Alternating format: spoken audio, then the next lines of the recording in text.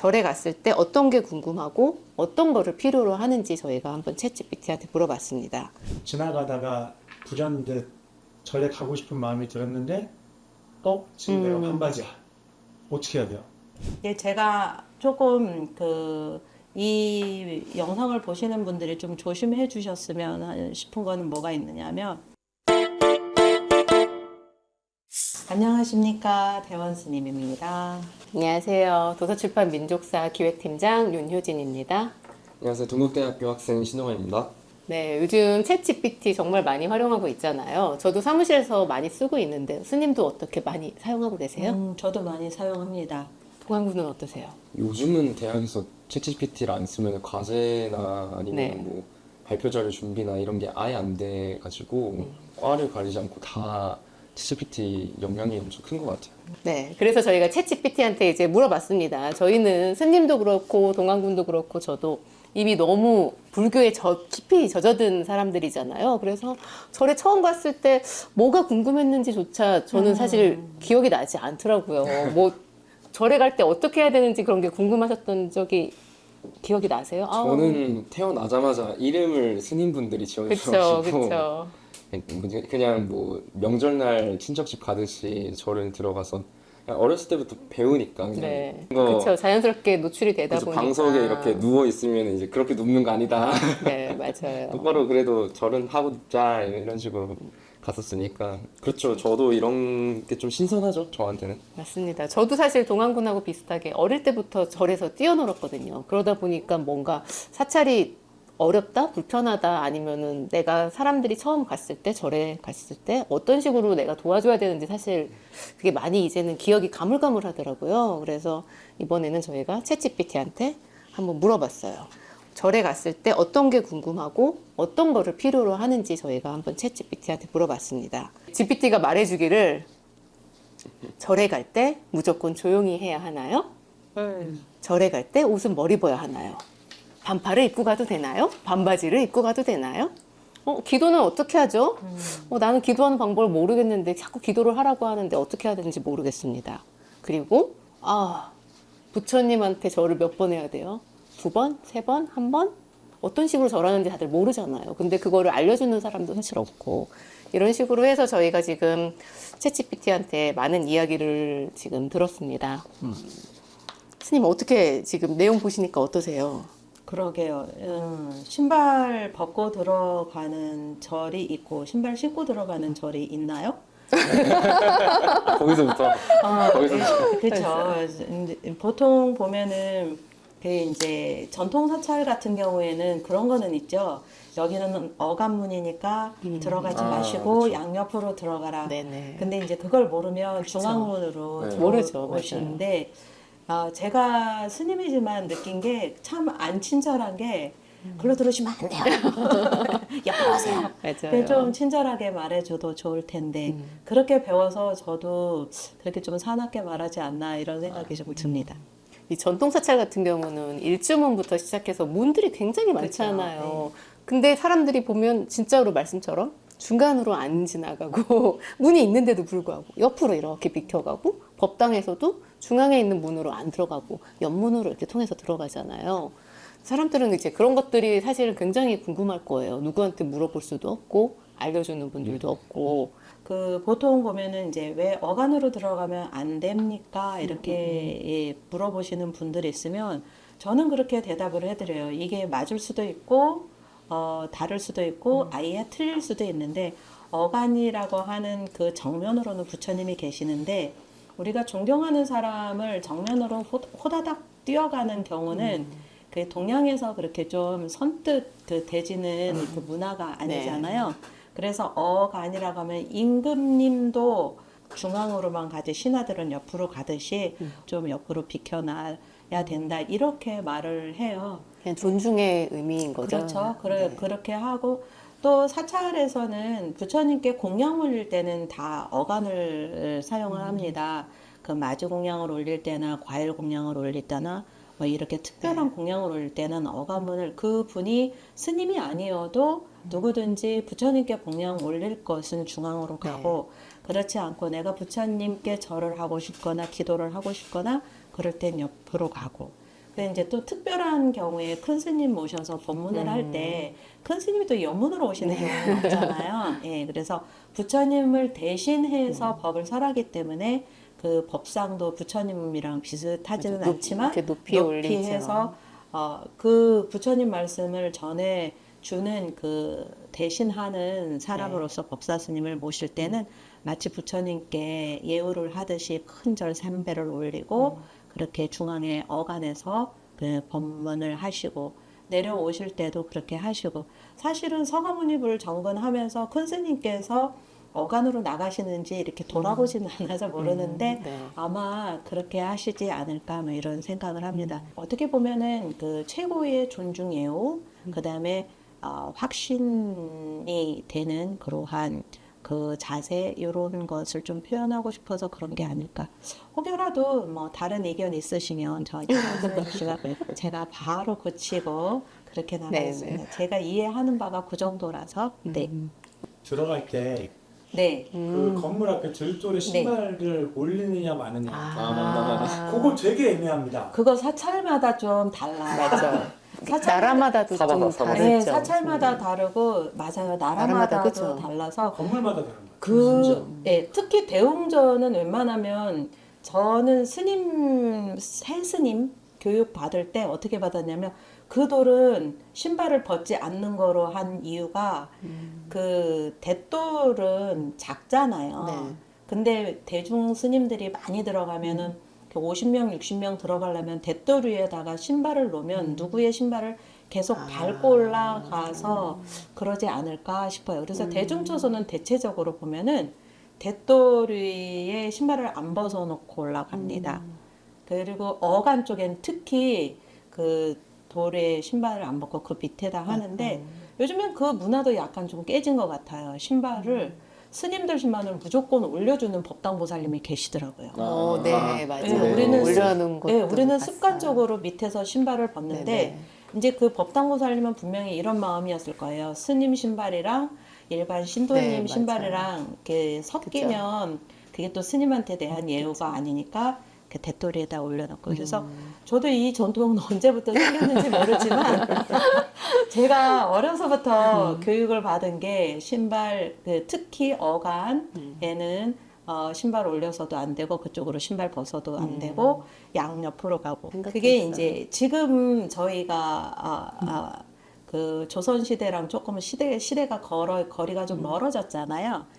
그랬는데 이제 저 어린 시절만 해도 조선 시대랑 그렇게 먼 시대가 아니었나 봐요. 유자들이 많았어요. 유자들이 많아서 절에 오시면 그분들은 에헴하고 꼭 어간으로 다녀요.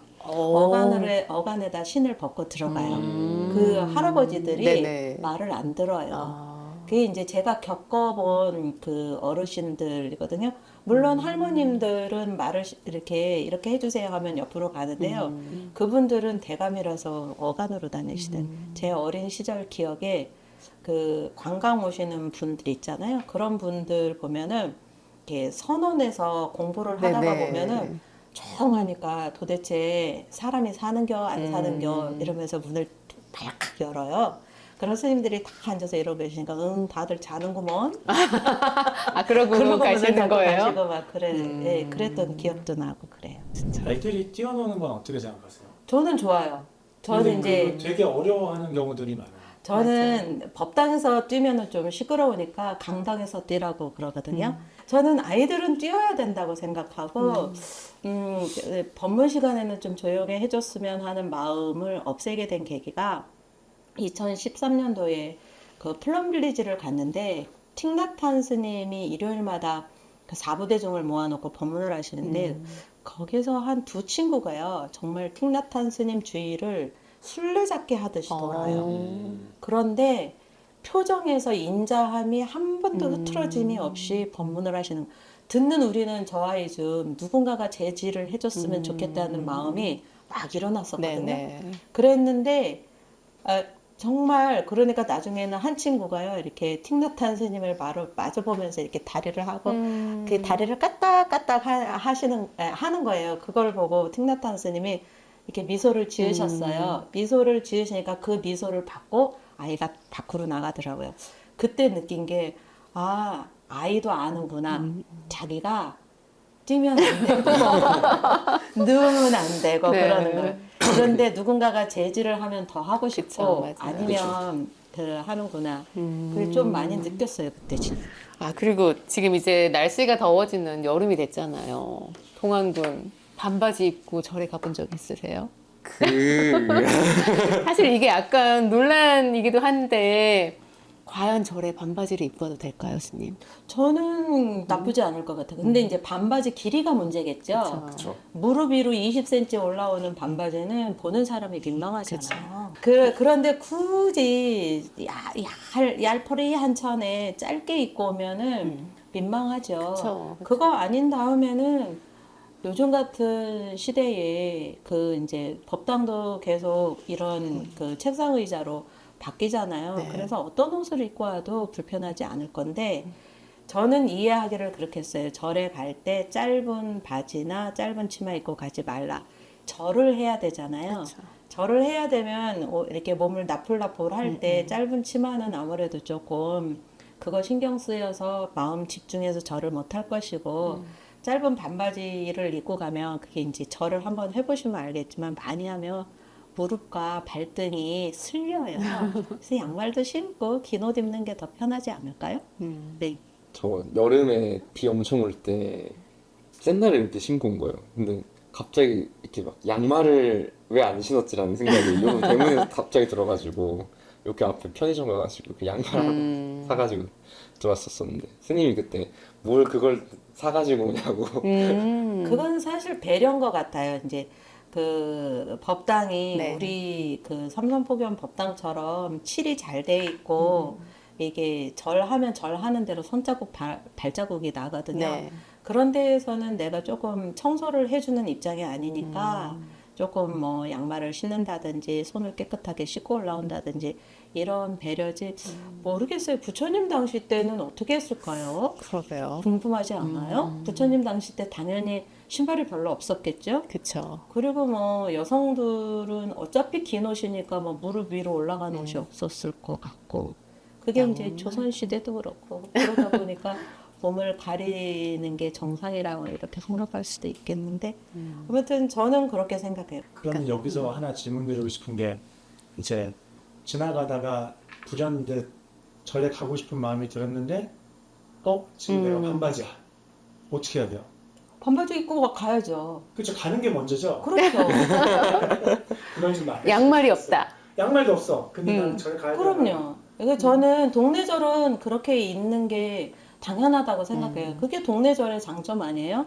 내 대문 열려 있으면 스님 눈치 안 보고 법당에 가가지고 향 꽂고 절할 수 있는 게 동네절의 장점이고, 이게 제가 조금 이 영상을 보시는 분들이 좀 조심해 주셨으면 싶은 거는 뭐가 있느냐면, 이게 제례 의식 있잖아요. 49제라든지 네. 연령기일제라든지 이때 굳이 하고 많은 옷 놔두고 검은 추리닝에 오는 거는 제가 보기에 마음이 되게 안 좋은 거예요. 그쵸. 그거는 그쵸. 이미 정해진 거였잖아요. 네. 이날 우리가 이런 의식을 행할 네, 거다라고 다 이미 알려진 사실을 가지고 뭔가 그게 어떻게 보면은 자리에 맞지 않는 옷을 입고 오는 거니까. 그렇더라고요. 그래서 물론 운동복에도 이렇게 활동복 같은 그런 운동복이 있지만 누가 봐도 저거는 운동 클럽에서 뛸 때나 입을 것 같은 그런 옷을 입고 와가지고 그것도 알만한 어르신들이 그러니까 그거는 연부라는 제 입장에서 좀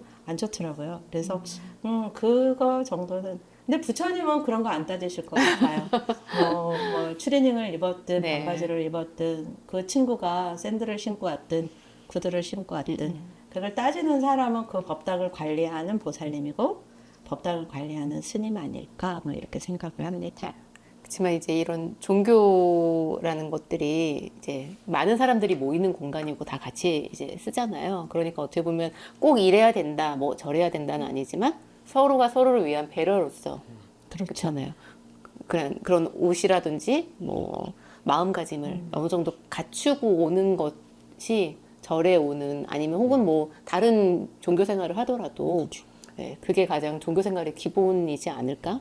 그죠? 저희가 그 정도만 알고 지나가도 괜찮을 것 그렇죠. 같아요. 이게 어쩌다 한 번 가는 절인데 마치 동네절 가는 듯 가는 것보다는 좀 차려입는 게 좋고 그다음에 이제 뭐 법회라든지 기도 때라든지 이럴 때는 내가 부처님을 향하는 마음도 중요하지만 주변 사람을 마음을 편안하게 하는 것도 내가 할 수 있는 하나의 보시라고 생각을 해요. 그래서 삼선법위원 전통은 이럽니다. 큰 일 있을 때 뭐 개원법회라든지 신년법회라든지 부처님 오신 날이라든지 아예 전체 뭐라고 말씀드리냐면은 내 생에서 가장 화려하고 예쁘게 입고 오라. 맞아요. 부처님이 오시는데 그렇게 꾸질꾸질하게 입고 와가지고 뭐가 기쁜 마음이 일어나겠느냐.